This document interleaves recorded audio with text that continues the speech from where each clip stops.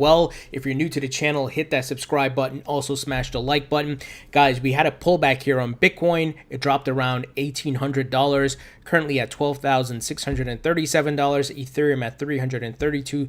XRP just over 46 cents. So if we look at the Bitcoin chart here, you can see that pullback, and it looks like we're recovering a little bit. So maybe we're hitting a support level of around 12,300 or so, moving a little bit sideways. So let's see what happens. We could continue to go down, but this is not a surprise to us. I've been talking about it, guys. Anytime you have these, like, even if they're mini parabolic run-ups, you're going to have a sharp correction. That's why slow, steady growth is always better. But sure, the parabolic run-ups are exciting, and they do take us to new higher highs, but we have to build some support levels, right? So you're going to have your pullbacks, and then we're going to work our way back up. So long term, this is fine. Short term, if you're trading, obviously not ideal, but it's looking good as far as overall market from a larger perspective, because we are certainly on the rise.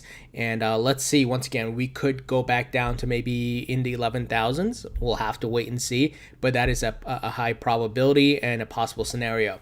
Now, along those lines, Coinbase apparently had an outage, and you see the headline: Coinbase hit with outage as Bitcoin price drops $1,800 in 15 minutes. Crypto exchange Coinbase experienced a brief outage Wednesday afternoon, with both its website and API rendered temporarily inaccessible as the price of Bitcoin dropped more than $1,700 in a span of 15 minutes. According to Coinbase status page, the exchange reported major outages across its website, mobile apps, and API, though its internal systems appeared to be functional during that period. So I'm not sure what caused this issue, but it says here, according to the website, trading app Robinhood also reported issues. So I don't know what's going on, guys. And I think some people were saying BitThrough as well was having issues.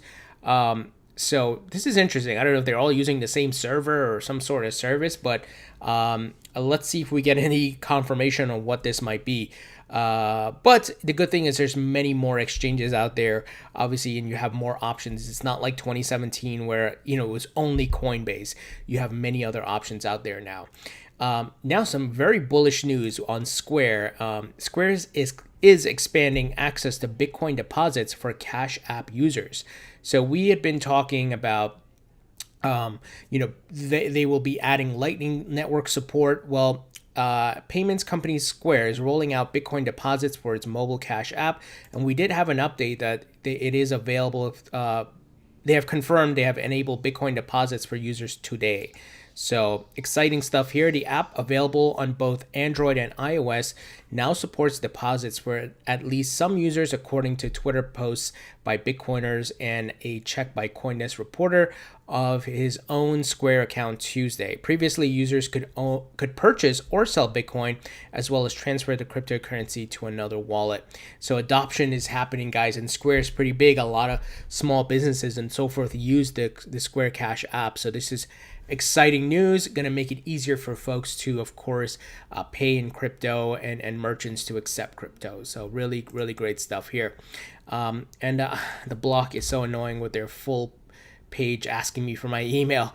So the following article here talks about the price, but also what's important, and I want to call out, is the OTC desks are seeing higher volumes, and that means OTC means over the counter. So this data is not shown on the exchanges, the public exchanges on the public market. It's done off the exchanges, right? The exchange of cash for, let's say, Bitcoin, XRP, Ethereum. So Genesis Global Trading, an over-the-counter trading firm, has seen its volume spike. Its CEO Michael Morrow told the Block. Here's a quote: "I looked at this yesterday and our volumes are 2x to 3x higher than they were 12 months ago." He said the client base has remained the same, mostly hedge funds and family offices, but he said recently the firm has seen new interest from endowments of private schools. The big money, and of course they're buying OTC because they're trying to get the bulk rate, the cheaper rate, right? Exchanges are seeing similar activity. LMAX Digital, a UK-based trading platform aimed at institutions, reported a record day on Saturday of 650 million in volumes. Guys, these people are accumulating the big money, and As I've stated before, we are very early, and then they're going to start selling it back to the masses, right? And getting in more clients, and they're going to mark it up with their fees, and they're going to mass market crypto, of course. So big things are ahead. Moving ahead here, we got some big XRP news. So Imager, many of you know of Imager as the image site, hosting site, receives $20 million from ex-Ripple CTO's payments startup. So they're talking about Coil, which is run by Stephen Thomas. So major image hosting platform and meme site Imager received $20 million from micropayment startup Coil. Per the release, as part of the partnership between the two companies, the founder and CEO of Coil and former CTO of Ripple, Stephen Thomas, will join Imager's board of directors. Imager's CEO Alan Schaff commented, Coil's technology will open up new opportunities for users to give one another support in the community and support the community in new ways. So Coil, as you guys know, uses XRP for micropayments. I personally have Coil enabled on my YouTube channel. Many of you, by just visiting the YouTube channel, of course, you don't end up donating to it because that's how it's set up with the micropayments, right?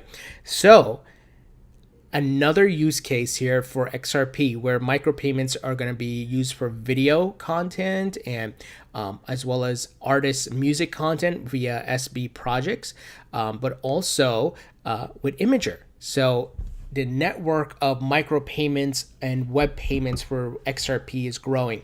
And on the larger scale of things, or the other end of the spectrum, you have XRapid and Corda Settler, R3 Corda Settler, which will be using XRP obviously to be moving millions of dollars, guys. So this is why I'm so bullish on XRP. Proof is right in front of our face, the facts here, and here's Coil tweeting about it. We're excited with the partnership with Imager, so this is great. And Ethan Beard on his the Ripple Spring division also mentioned this, saying micropayments plus Imager's 300 million users will give creators a new business model.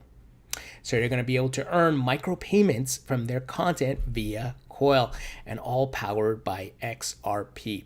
And Coil is also a Ripple Spring funded company, and once again, all based on XRP, guys. So big things ahead.